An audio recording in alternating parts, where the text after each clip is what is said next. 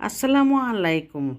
আপনারা যে যেখান থেকে আমার ভিডিওটা দেখছেন, আপনাদের সকলের প্রতি রইল আমার পক্ষ থেকে দোয়া আর ভালোবাসা। গলাটা ভেঙে ভেঙে কথা আসছে, কিছুই বুঝতে পারছি না কেন এরকম হচ্ছে।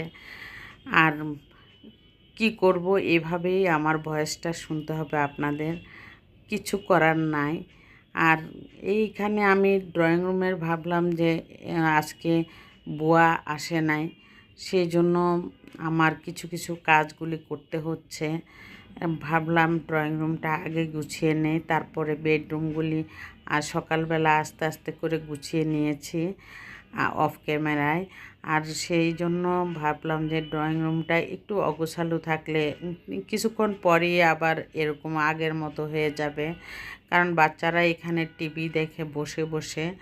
এই চেয়ারটা আমি রাফ রেখেছি, আর পাশে আরেক সেট সোফা, ওইটার মধ্যে আমি বসতে দেই না, ওইটা আমি কাপড় দিয়ে ঢেকে রাখি।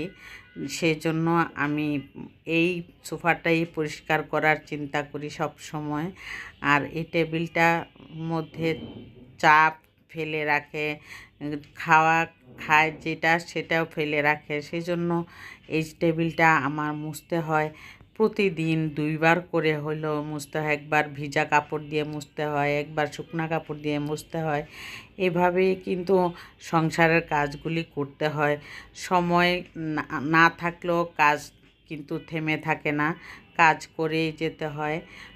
রোজার মধ্যে কিন্তু সময়টা কিন্তু কম পাওয়া যায়, তারপরও ঘরগুলি না গুছালে কিন্তু নিজের কাছে খারাপ লাগে, ভালো লাগে না। আর আমি ভাবলাম যে আপনাদেরকে আজকে বাইরের রোদের পরিমাণটা দেখিয়ে দিচ্ছি যে কেমন রোদ উঠেছে। দেখুন, যারা ঘরে আছি আমরা বুঝতে পারছি না, যারা বাইরে অফিস আদালত করতেছে তাদের তো ইউনিভার্সিটি, প্রাইভেট ইউনিভার্সিটিগুলি, প্রত্যেকটা ইউনিভার্সিটি খোলা রেখেছে, বাচ্চাদের কত কষ্ট হচ্ছে রোজা রেখে। আর আমি এখানে রান্নাটা বসিয়ে দিলাম। এখানে রান্নাটার মধ্যে ভাবলাম যে দুপুরবেলা না রান্না করলে কিন্তু রাতের বেলা অনেক কষ্ট হয়ে যায়। রোজার দিন বিকালবেলা এই রান্নাটা শেষ করি, ইফতারি বানানোর জন্য তৈরি হইতে হয়। আর সেই জন্যই আমি এখানে চিংড়ি মাছটা পেঁয়াজা করছি। আর চিংড়ি মাছ, ইলিশ মাছ আর কিন্তু গরুর মাংসই খাওয়া হয় ভোর রাত্রে, আর বাচ্চারা অন্য কিছু খেতে চায় না। সেই জন্য আমি চিংড়ি মাছটা প্রায়ই রান্না করতে হয়। আর এই চিংড়ি মাছটা ভুনাটা কিভাবে করলাম আপনাদের সাথে আমি দেখিয়ে দিলাম।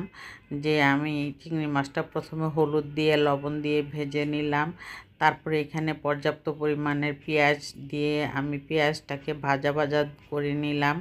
আবার এর চেয়ে বেশি পেঁয়াজ দিলেও কিন্তু বিরক্ত হয়ে যায় বাচ্চারা।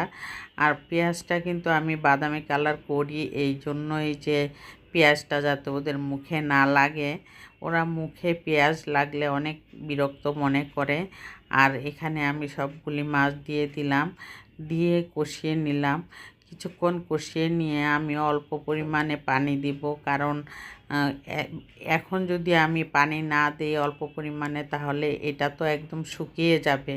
সেই চিন্তা করে আমি পানিটা দিয়ে আমি তারপরে জাল করতে থাকবো। তারপর ধনিয়া পাতা, কাঁচামরিচ দিয়ে নামিয়ে নিব। আর এই জন্যই আমি এইভাবে রান্নাটা করে নিলাম। তারপর ইফতারির পরের অংশটুকু দেখাচ্ছি। গতকালকে আমি কি বানিয়েছি। আমি ইফতারি খুব অল্প সময়ের মধ্যে, আধা ঘন্টার মধ্যে আমার অনেক কিছু বানাতে হয়। আধা ঘন্টা, পৌনে 1